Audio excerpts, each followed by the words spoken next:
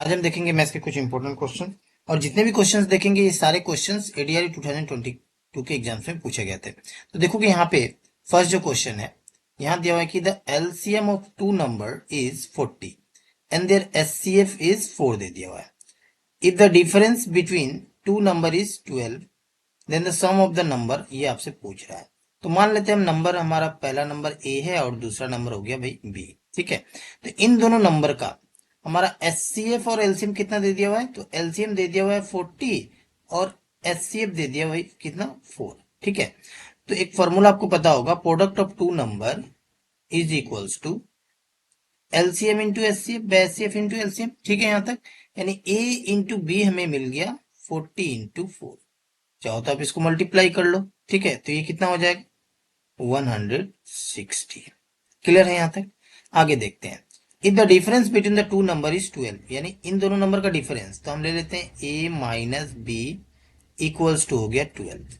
Then आपसे पूछा है कि सम ऑफ द नंबर ना, यानी a प्लस बी का वैल्यू आपसे पूछ रहा है, ये क्या होगा। ठीक है, इजी क्वेश्चन है, देखोगे कैसे इसको फाइंड करेंगे। a plus b is equals to हम इस तरह से लिख सकते हैं, रूट अंडर ये हो गया a माइनस बी का होल स्क्वायर और यहाँ पे हो गया प्लस 4ab।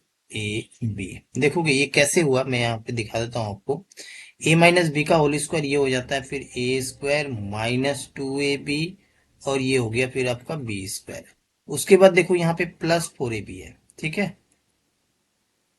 तो इसको जब सॉल्व करोगे तो ये मिलके आ जाएगा, ये a स्क्वायर हो जाएगा माइनस 2ab प्लस 4ab यानी प्लस 2ab और ये हो गया b स्क्वायर।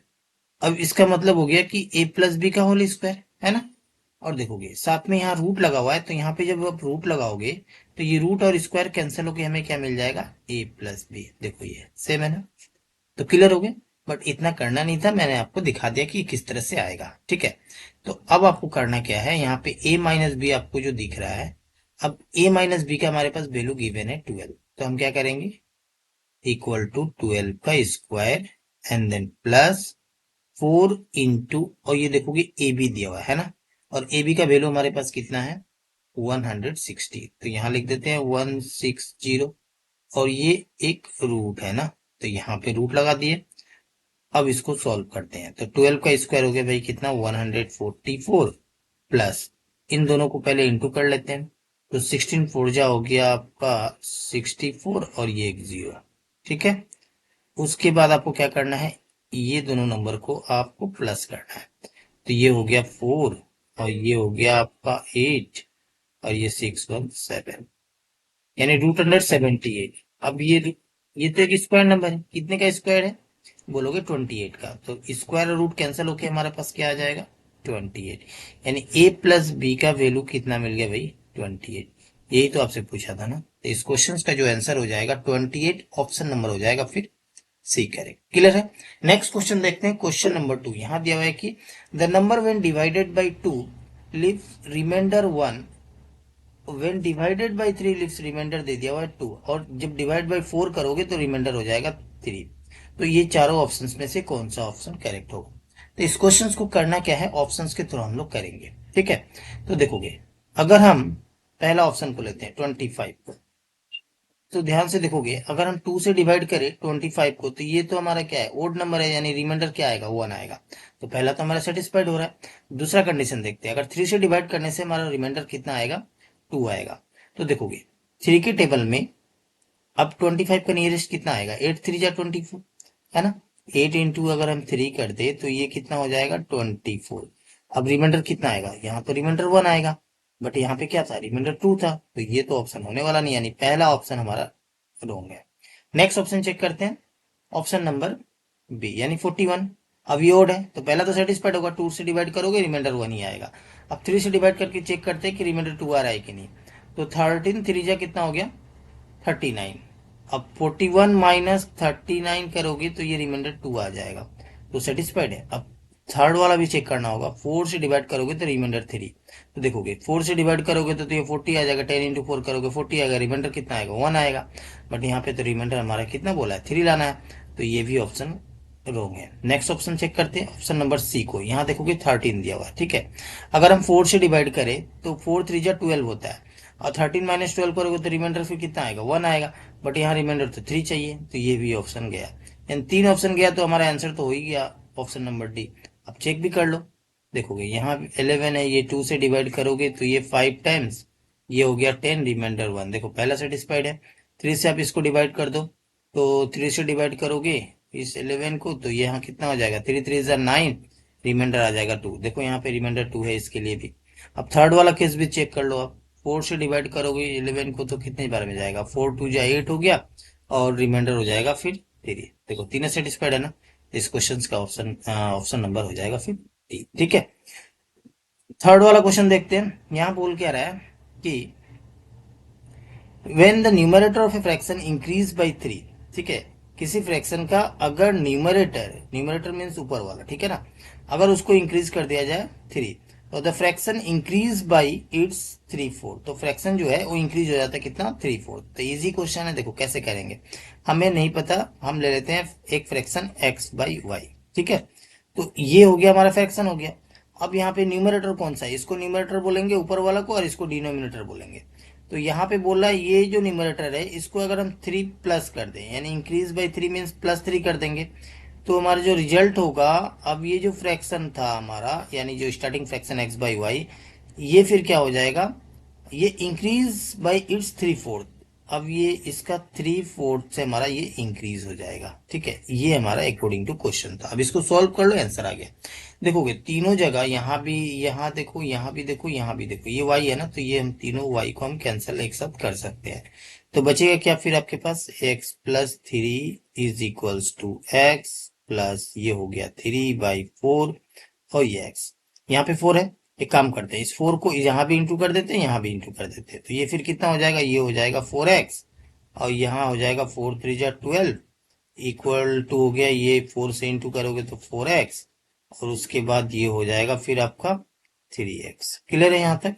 अब इसको सॉल्व करेंगे, हाँ, तो यहाँ देखोगे 4x प्लस 3x यानी 7x, यानी मिला क्या फिर, यहाँ लिख देता हूँ, ये हो गया 4x plus 12 equal to 7x, ठीक है।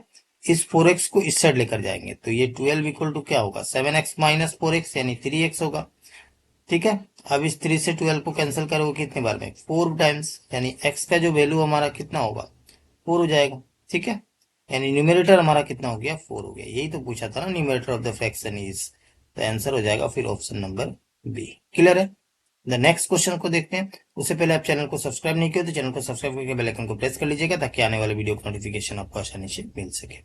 यहाँ दिया हुआ है क्या, इजी क्वेश्चन है, देखो यहाँ बोल रहा है the sum of the 4 consecutive alternate, यहाँ देखोगे एक वर्ड दिया हुआ है अल्टरनेट, ठीक है ना, अल्टरनेट मीन्स क्या हो गया, जैसे मान लेते हैं हम यहाँ पे नंबर लिख दिए, 2 है, 3 है, 4 है, 5 है, ठीक है, तो अब ये 2 का अल्टरनेट कौन होगा, ये वाला होगा ना 4, 3 का क्या होगा 5 हो गया। क्लियर हो गया कंसेप्ट। तो अब यहाँ पे देखोगे थोड़ा कि अब ये 2 से जो 4 हो रहा है, बाद 3 से जो 5 हो रहा है, इसमें प्लस कितना हो रहा है, 2 हो रहा है ना, तो यहाँ वही बोल रहा है कि the sum of the 4 consecutive alternate number is 64, यानी अगर हम अल्टरनेट नंबर, अगर हम पहला x ले ले तो नेक्स्ट हमारा नंबर क्या होगा, x प्लस, यहाँ देखो कितना इंक्रीज हो रहा है, 2 2 करके जा रहा है ना, तो x प्लस हम 2 लेंगे। क्लियर है कंसेप्ट। तो उसके बाद क्योंकि यहाँ 4 पूछ रहा है, तो ये तो फर्स्ट हुआ, ये सेकंड हुआ, तो नेक्स्ट थर्ड वाला फिर क्या होगा, x प्लस 4 हो जाएगा, और फोर्थ क्या हो जाएगा, x प्लस 6 हो जाएगा, और इसका यहाँ पे क्या बोला है, सम, तो इसको क्या करोगे आप, सभी को प्लस कर लो। क्लियर है कंसेप्ट। इक्वल टू कितना है, 64, तो हम यहाँ लिख लेते हैं 64।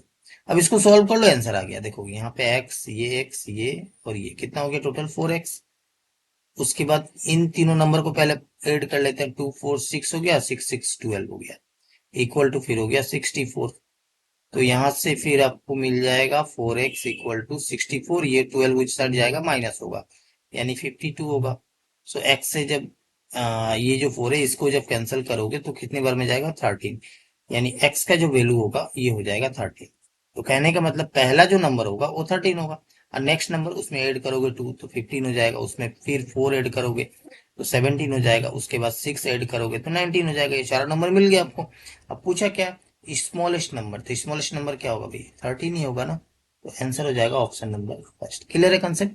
तो नेक्स्ट क्वेश्चन को देखते हैं। नेक्स्ट क्वेश्चन देखोगे यहाँ दिया हुआ है question number 5, two number are in the ratio 2:3 and the product of their LCM and HCF is 96। तो पूछा है कि sum of the number, easy question है। देखोगे यहाँ जब भी रेशियो में हो ना तो हम इसको x एज्यूम कर लेंगे, यानी पहला नंबर हो गया हमारा 2x और दूसरा नंबर हो गया 3x, ठीक है। तो एक फॉर्मूला अभी मैंने बताया क्वेश्चन नंबर फर्स्ट में, देखो देखे थे कि वहां पे product of two number is equal to LCM into SCM।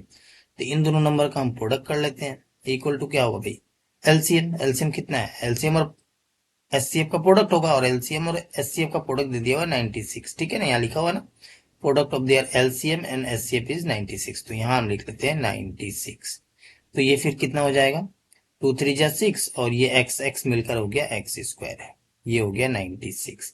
6 से कैंसिल करोगे तो ये कितने बार में जाएगा, 16 times. So x square equal to हो गया 16। देखोगे यहाँ पे स्क्वायर नंबर है ना, तो 16 कितने का स्क्वायर होता है, तो बोलोगे 4 का स्क्वायर होगा। सो स्क्वायर स्क्वायर कैंसिल हो गया, तो x का वैल्यू फिर क्या आ गया, 4। क्लियर है।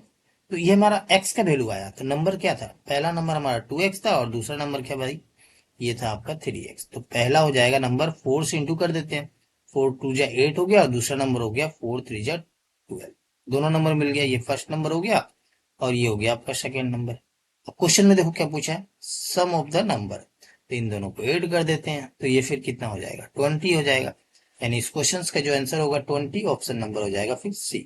नेक्स्ट क्वेश्चन देखते हैं। नेक्स्ट क्वेश्चन देखोगे, if the salary of A is 20% more than that of B, how much percent is the salary of B lower than that of A, ठीक है। तो देखो इससे क्वेश्चंस पूछे जा सकते हैं इस बार भी एग्जाम्स में। तो इस क्वेश्चंस को कैसे करोगे, तो देखो सबसे पहले हम यहाँ पे एज्यूम करते हैं ए और ये बी 2% हो गया। ए डिपेंड किस पे, बी पे ना, क्योंकि 20% मोर देन बी, तो बी को हम ले लेंगे 100, एज्यूम कर लेंगे, ठीक है। तो इसका 25% क्या होगा, 25 ही होगा। और यहाँ बोला 25% मोर पूछा ना, तो ये क्या हो जाएगा, 125 हो जाएगा। यहाँ तक कंसेप्ट क्लियर है। अब पूछा है कि बी लोअर देन ए ना, तो बी की फिर कितना कम है, इससे इसको माइनस करोगे तो कितना आएगा, 25 ही आएगा, यानी 25 कम हो रहा है। तो लेकिन पूछा क्या है, परसेंटेज में पूछा है, तो करोगे कैसे फिर इसको, तो इस 25 को आपको रखना है ऊपर, और उसके बाद कंपेयर किसे करना है, ए से ना, ए से पूछा है तो ए को नीचे रखेंगे, यानी ए का कितना है 125, तो यहाँ लिख देते हैं 125, और परसेंटेज में लाना है तो इंटू ले लेंगे 100, ये हो गया रिक्वायर्ड परसेंटेज। अब इसको बस सॉल्व कर दो, ये 25 से ये गया कितने बार में, ये जाएगा आपका 5 टाइम्स, 5 से 100 को कैंसिल करेंगे 20 टाइम्स। सो आप बोल सकते हो कि जो रिक्वायर्ड जो होगा ना परसेंटेज, ये हो जाएगा 20%। क्लियर है। ऑप्शंस में देखोगे ऑप्शन नंबर हो जाएगा फिर फर्स्ट करेक्ट। तो अभी तक आप चैनल को सब्सक्राइब नहीं किया तो चैनल को सब्सक्राइब करके बेल आइकन को प्रेस कर लीजिएगा, ताकि आने वाले वीडियो को नोटिफिकेशन आपको आसानी से मिल सके।